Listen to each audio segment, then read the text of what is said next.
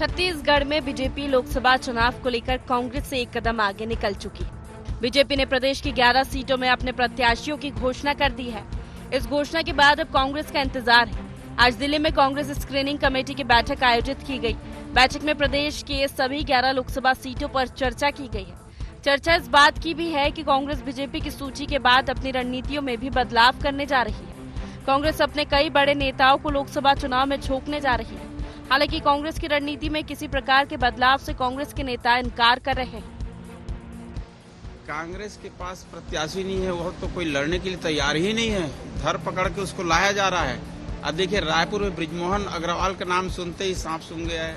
कोई लड़ने वाला तैयार नहीं है। इस बीच कांग्रेस में नामों के पैनल बनने की बात सामने आ रही है। इनमें रायपुर से रविंद्र चौबे, विकास उपाध्याय, डॉक्टर राकेश गुप्ता, सुशील आनंद शुक्ला, महासमुंद उमेश पटेल, धनेन्द्र साहू, विनोद सेवन चंद्राकर, अमरजीत चावला, चंद्रशेखर शुक्ला, बिलासपुर अटल श्रीवास्तव, राजेंद्र धेर, राजेंद्र शुक्ला, लेखराम साहू, दुर्ग लोकसभा ताम्रध्वज साहू, प्रतिमा चंद्राकर, राजेंद्र साहू, राजनांदगांव भूपेश बघेल, ममता चंद्राकर, हेमा देशमुख, राजेश शुक्ला, बस्तर दीपक बैज, हरीश लखमा, मोहन मरकाम, कानकेर बीरेश ठाकुर, नरेश ठाकुर, लक्ष्मी ध्रुव, सरगुजा डॉक्टर प्रेमसाय सिंह टेकाम, भानु प्रताप सिंह, शशि सिंह, रायगढ़ अमरजीत भगत, श्रवण कुमार सिदार, जयमाला सिंह, हृदय राम राठिया, कोरबा ज्योत्सना महंत, चरणदास महंत, आलोक कुमार यादव, जांजगीर चांपा डॉक्टर शिव डहरिया, शकुन डहरिया, महेंद्र पाटिल, मंजुलता आनंद, जयंत सिंह कामले, शैलेंद्र बंजारे, दुष्यंत कुमार। माना जा रहा है कि कांग्रेस की सूची सामने आ सकती है, लेकिन बीजेपी इस पर तंज कस रही है। बीजेपी का कहना है कि कांग्रेस में कोई लड़ने को तैयार नहीं है। धरपकड़ पर लड़ाया जा रहा है, इसीलिए कांग्रेस टिकट तय नहीं कर पा रही है। नहीं, उसमें कोई बदलाव नहीं होगा। जो हमारे कैंडिडेट हैं वो हमारे कैंडिडेट होंगे, और जो पीसी में नाम गए हैं, सीसी में जो स्क्रीनिंग कमेटी में जो नाम है, और जो सर्वे में नाम आएगा उसी पे फाइनल होगा। लोकसभा चुनाव को लेकर बीजेपी की सूची सामने आने के बाद कहा जा रहा है कि कांग्रेस अपनी रणनीति बदलने जा रही है। कांग्रेस अब कई बड़े नेताओं को चुनावी मैदान में उतारने जा रही है। हालांकि भाजपा इसे भी गंभीरता से नहीं ले रही। उसे लोकसभा में क्लीन स्वीप की उम्मीद है। ऐसे में नतीजे ही बताएंगे कि भाजपा का दावा सही साबित होता है या कांग्रेस की रणनीति कामयाब होती है। रायपुर से अद्वैत नाइक की रिपोर्ट।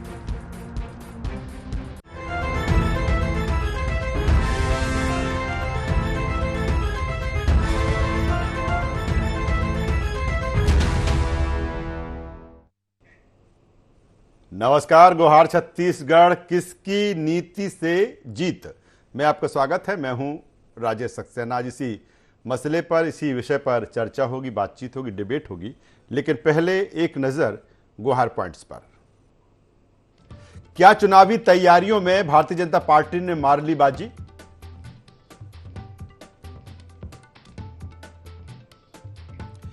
क्या कांग्रेस को टिकट तय करने में आ रही चुनौती? क्या सभी दिग्गज नेताओं पर दांव लगाने की तैयारी में है कांग्रेस? मोदी मैजिक से मुकाबले के लिए क्या है कांग्रेस की रणनीति? ये अहम गुहार पॉइंट्स है जिसके इर्द गिर्द आज की हमारी चर्चा होगी।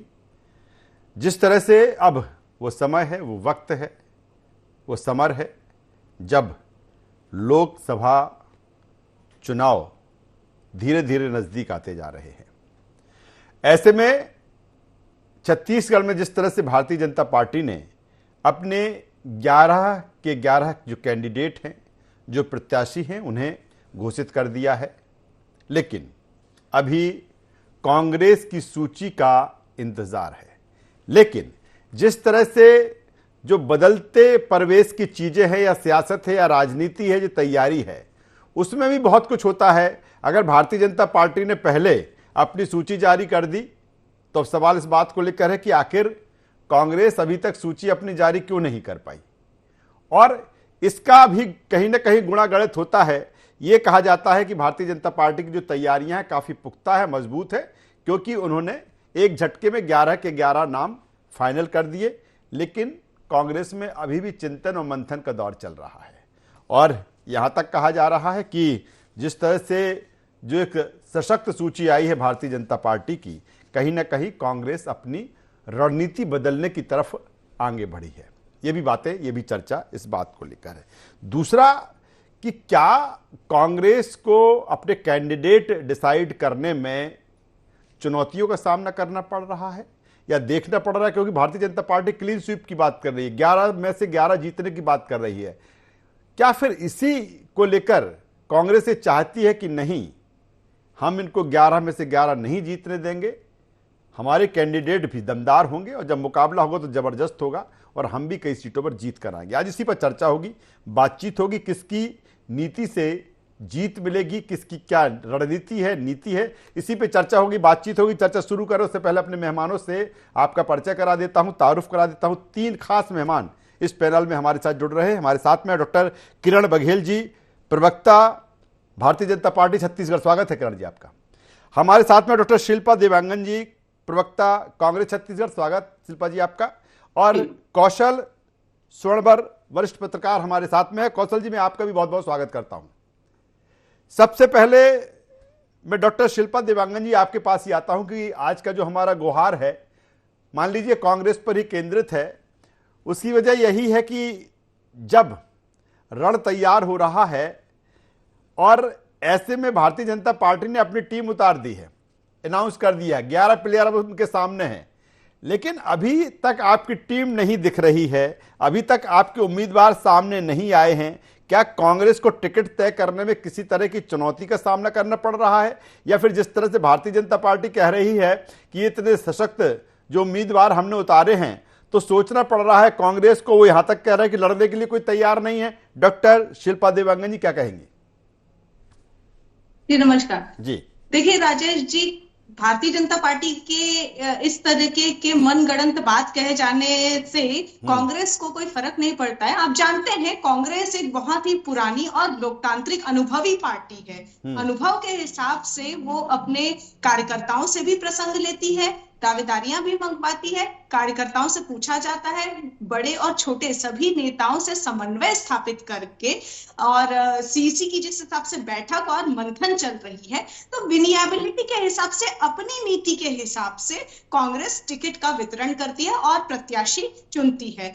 मूल बात यह है कि कांग्रेस लोकसभा चुनाव में जो मुद्दे लेकर जनता के बीच में जाएगी, वो जनता से संबंधित मुद्दे होंगे। उनकी नीति और नियत जनता की समस्याओं का समाधान करना होगा। और भारतीय जनता पार्टी तो अपने पिछले 10 साल की केंद्र की सरकार में जो घोषणाएं की थी, जनता देख चुकी है, जनता आजमा चुकी है कि वो अपनी घोषणाओं पर खरे नहीं उतरे हैं। चाहे आप जनता की मूलभूत समस्याओं की बात कर लीजिए, युवाओं की बेरोजगारी की, महंगाई की, बढ़ती महंगाई की, चाहे काला धन और 15 लाख की बात कर लीजिए, जनता देख चुकी है कि किस प्रकार से ये वादा खिलाफी कर चुके हैं। इसलिए अब जनता परिवर्तन लेकिन डॉक्टर शिल्पा जी, आपको नहीं लगता कि अगर बात की जाए, भारतीय जनता पार्टी ने जिस तरह से जीत हासिल की, विधानसभा चुनाव में सरकार बनाई और अब वो तैयारियों में आगे है, ऐसे में आपको नहीं लगता कि कांग्रेस भी पहले से कैंडिडेट अपने घोषित कर दे कि उनको भी वक्त मिले तैयारियों को लेकर?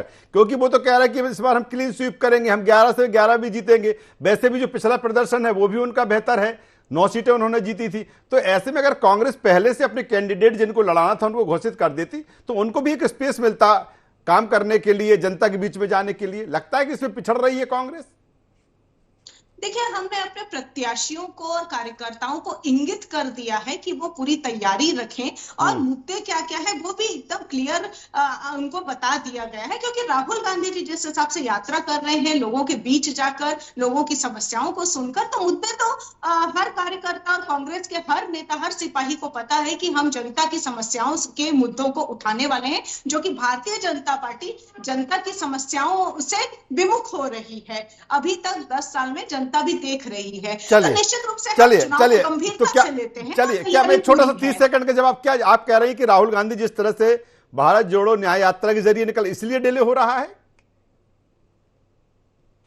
देखिए, चिंतन और मंथन केंद्रीय चुनाव समिति की चल रही है और निश्चित रूप से समन्वय के साथ। चलिए, आता हूं डॉक्टर शिल्पा जी, आता हूं मैं डॉक्टर किरण बघेल जी के पास में आता हूं। डॉक्टर किरण बघेल जी, वो कह रहे हैं ना कि हम पूरी तैयारी में है, पूरी दमदारी के साथ लड़ेंगे और जो हमारे प्रत्याशी होंगे वो भी दमदार होंगे, लेकिन आप कह रहे हैं कि उनके पास चेहरे नहीं हैं, लड़ने के लिए कोई तैयार नहीं है, इस तरह की चीज़ें भारतीय जनता पार्टी, ठीक है आपने कैंडिडेट अपने घोषित कर दिया, अच्छी बात है, पहले आप उनको भी स्पेस मिल जाएगा तैयारियों को लेकर, लेकिन आप कहते हैं उनको पास लड़ने के लिए कैंडिडेट नहीं है, इसीलिए वो अभी तक सूची जारी नहीं कर पाए।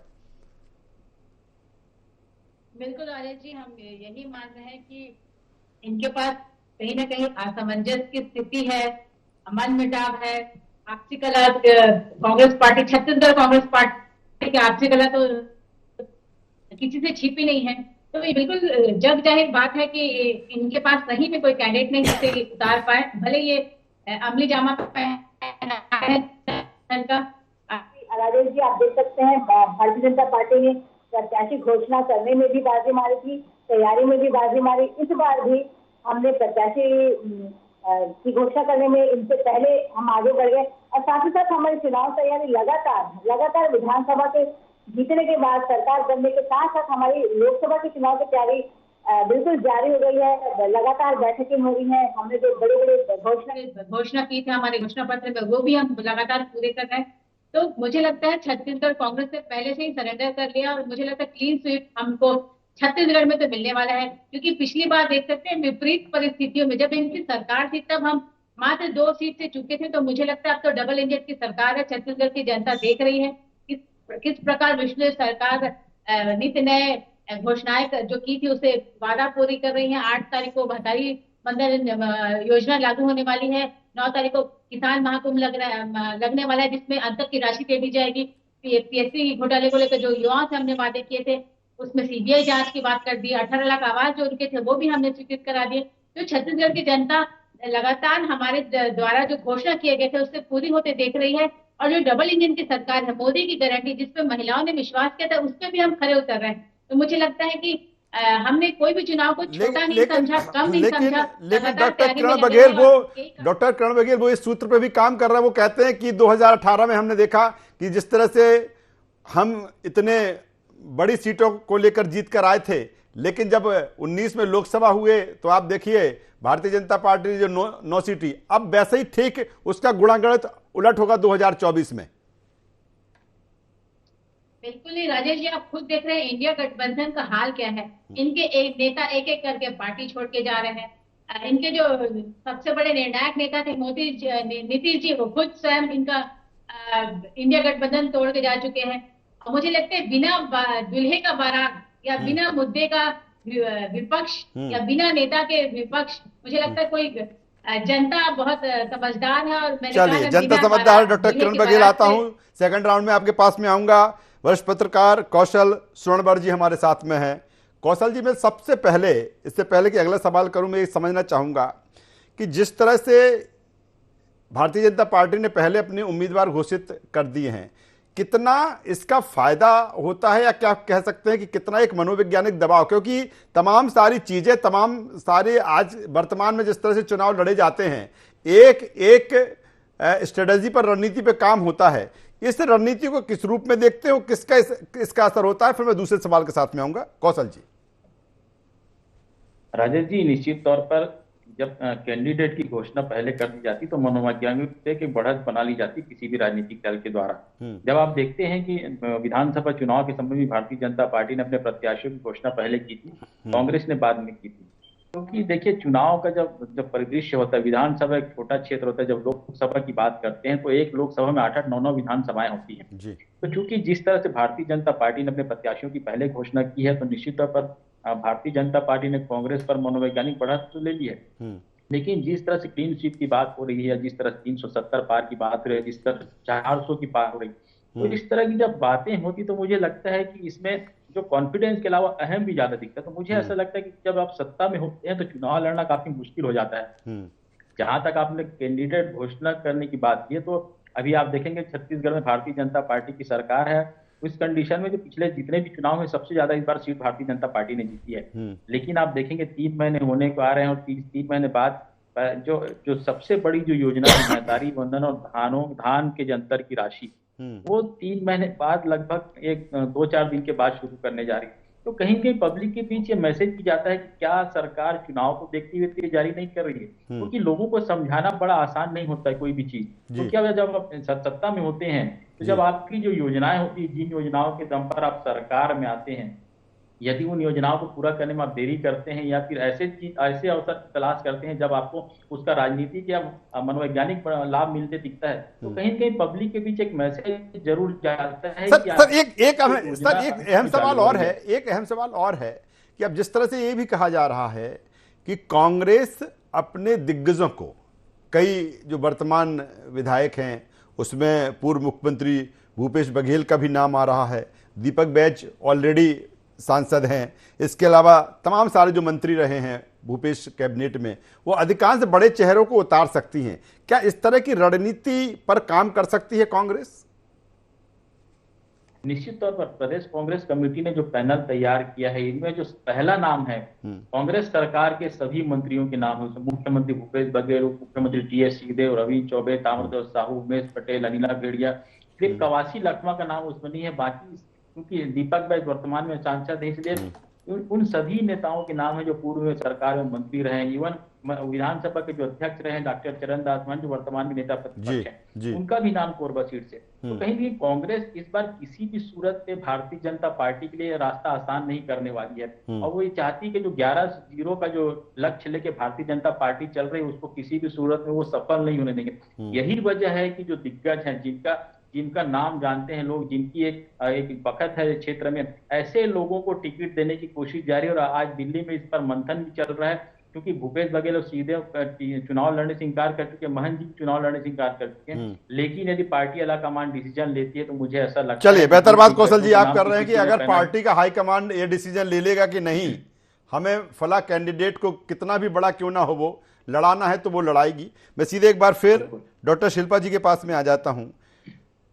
शिल्पा जी, क्या यही रणनीति मान ली जाए कि अब तमाम सारे जो दिग्गज हैं, क्योंकि आपको उनके क्लीन स्वीप को रोकना है, तो दिग्गज कांग्रेस अपने जितने भी दिग्गज उनको मैदान में उतार सकती है। दूसरी तरफ अब तमाम सारी चीजें कह रही थी कि जो संकल्प पत्र में वादे किए थे भारतीय जनता पार्टी ने इलेक्शन के दौरान, कहीं ना कहीं उसका आप जवाब मांगेंगे। लेकिन वो तो कहते हैं कि मोदी मैजिक है, मोदी की गारंटी है, तो इसकी गारंटी की काट क्या यही बड़े चेहरे जिनका जिक्र हो रहा है, या कौशल जी भी जिनका जिक्र कर रहे थे? देखिए, मैंने कहा कि कांग्रेस बहुत पुरानी और अनुभवी पार्टी है और अपने एक्सपीरियंस के हिसाब से ही करेक्ट प्रत्याशियों की घोषणा करेगी। वो विनिएबिलिटी के हिसाब से जो पार्टी का डिसीजन होगा, इसमें मिक्स भी हो सकते हैं, जैसे अनुभवी नेता भी हो सकते हैं, युवा नेता, महिला, युवा, सभी का एक समन्वय स्थापित करके निश्चित रूप से प्रत्याशी और उम्मीदवार कांग्रेस पार्टी डिसाइड करती है। बहुत सारे फैक्टर होते हैं प्रत्याशियों के डिसीजन में, तो वो सीजी की मैंने कहा कि बैठक चल रही है और कांग्रेस अपनी जो रणनीति है, अपनी जो नीति और नियत और मंशा है, वो भारतीय जनता पार्टी के हिसाब से नहीं बनाती है, क्योंकि कांग्रेस की नीति नियत बिल्कुल साफ है और स्ट्रेट फॉरवर्ड है कि उन्हें जनता के जमीनी स्तर के मुद्दों को उठाना है। और आज आप देश में देख लीजिए, सबसे बड़ी समस्या है लोकतंत्र की जो हत्या हो रही है। तो मुख्य मुद्दा, मुख्य एजेंडा है। मैं सिर्फ कांग्रेस पार्टी की बात नहीं कर रही हूँ, कांग्रेस पार्टी और दूसरे राजनीतिक दल और दूसरे सामाजिक दल और मीडिया साथियों, सभी के लिए एक बहुत बड़ी चुनौती है कि देश में जिस तरीके से लोकतंत्र की हत्या हो रही है भारतीय जनता पार्टी की गवर्नमेंट के दौरान में पिछले 10 सालों से, उस लोकतंत्र और संविधान को बचाना हमारे लिए हम सबकी जिम्मेदारी है और हमारी चुनौती भी है। तो निश्चित रूप से हम चुनाव को गंभीरता से लेते हैं। और मैं छत्तीसगढ़ प्रदेश की बात करूं तो एक अहम बात आपको बताना चाहूंगी कि पिछले बार की बात कर रहे थे, 9 सांसद जनता ने जनादेश के माध्यम से चुनकर दिए छत्तीसगढ़ प्रदेश को। आप 5 साल में ये बता दीजिए कि ये 9 सांसद क्या छत्तीसगढ़ प्रदेश के जनता की मुख्य समस्या है, जैसे कि ट्रेन की समस्या हुई, ट्रेन डिले हुए, ट्रेन रद्द हुए, उस समस्या को सदन में उठाए क्या? जनता भी देख रही है, वो जिस परेशानियों से जूझ रहे हैं उसको सदन में बात ही नहीं पहुंच रही है। क्या आदिवासियों पे जो अत्याचार हो रहे थे, क्या वनों की कटाई हो रही थी, उसमें एक भी सांसद, डॉक्टर शिल्पा जवाब ले लेता हूँ, सदन में बात उठाई? शिल्पा जी जवाब ले लेता हूँ। डॉक्टर किरण बघेल जी जवाब दे दीजिए। वो कह रहे हैं कि अगर आपका मोदी मैजिक है, मोदी की गारंटी है, तो हमारे वो तमाम जो रणनीति है, जो दिग्गज हैं, जिन चेहरों की हम बात कर रहे हैं, जिनकी चर्चा है कि बड़े चेहरे उतार सकती हैं, हमारे पास वो हैं, और इसी के ज़रिए हम कहीं ना कहीं आपका जो क्लीन स्वीप का प्लान है वो रोकेंगे। डॉक्टर किरण बघेल जी। डॉक्टर शिल्पा लोकतंत्र की हत्या की बात कर रही थी राजेश जी, तो कम से कम शिल्पा जी आप लोग तो ये बात ना करें, जिसने भारत को इमरजेंसी काल के काले अध्याय से जोड़ दिया, और आपकी पार्टी ने 70 साल राज किया है भारत में, उन्होंने एक बार नहीं बल्कि कम से कम 8 से 10 बार लोकतांत्रिक ढंग से सत्ता में आई पार्टियों को भंग कर दिया। शायद करुणानिधि से लेकर ऐसी कितनी ही राज्य सरकारें रही जो चुनाव जीत कर आने के बाद आपके ही नेताओं ने उस पार्टी को, उस सरकार को भंग कर दिया। तो कम से कम आप लोग लोकतंत्र की बात तो ना ही करें। और नाखून कटाकर शहीद का दर्जा पाने वाली पार्टी 70 साल में सिर्फ भारत का शोषण ही किया है शिल्पा जी आप लोग ने।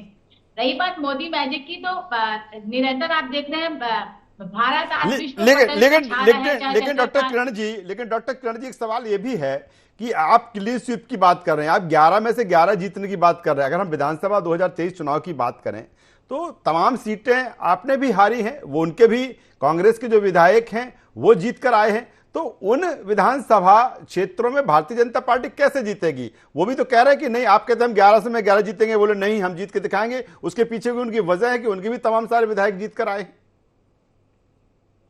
देखिए राजेश जी, विधानसभा और चुनाव और लोकसभा चुनाव में काफी अंतर होता है और दोनों के मुद्दे भी काफी अलग होते हैं। उदाहरण के तौर पे आप देख सकते हैं, पिछली बार जब पूरी बहुमत के साथ कांग्रेस की सरकार थी छत्तीसगढ़ में, तब हम 9 सीट जीत के आए थे। तो अब तो डबल इंजन की सरकार है, तो मुझे लगता है जो 2 सीट रह गई थी, इसे छत्तीसगढ़ की जनता ने देख लिया। अभी शिल्पा जी बोल रही थी कि हमारे सांसदों ने मुद्दे नहीं उठाए, तो लगातार शायद शिल्पा जी संसद की कार्यवाही भी देखती है। हमारे सभी सांसदों ने लगातार, चाहे लोकसभा हो या राज्यसभा हो, लगातार छत्तीसगढ़ की जनता की चलिए वक्त की कमी में फाइनल कमेंट्स रहती है, तो उनके मुंह में दही क्यों जमा रहता है, इस बात का जवाब दे दिए। और इस बात को फाइनल कमेंट्स कौशल जी से लूंगा। चलिए कार्रवाई देखा कीजिए शिल्पा जी। चलिए आता हूं डॉक्टर किरण बघेल जी, डॉक्टर शिल्पा जी, मैं फाइनल कमेंट्स कौशल जी से लूंगा। कौशल जी, ये भी बिल्कुल सही है कि अगर बात की जाए विधानसभा चुनाव की तो तमाम सारी सीटें कांग्रेस भी जीत कर आई है। कहीं ना कहीं उनके जो विधायक जीते हैं, एक वोट बैंक उनका वहां पर है। ऐसे में भारतीय जनता पार्टी जिस तरह से क्लीन स्वीप की बात कर रही है, दूसरी तरफ उसका ये भी गुणा गणित है कि अगर जब देखें 2019 को देखें तो इतनी कम सीटें आने के बावजूद भी वो 9 सीटें लेकर आ गए थे। किस रूप में इसको समझा जाए कि क्या वाकई इसका फायदा भारतीय जनता पार्टी को मिलेगा उस क्लीन स्वीप की तरफ, या फिर कांग्रेस भी बेहतर गेन कर पाएगी?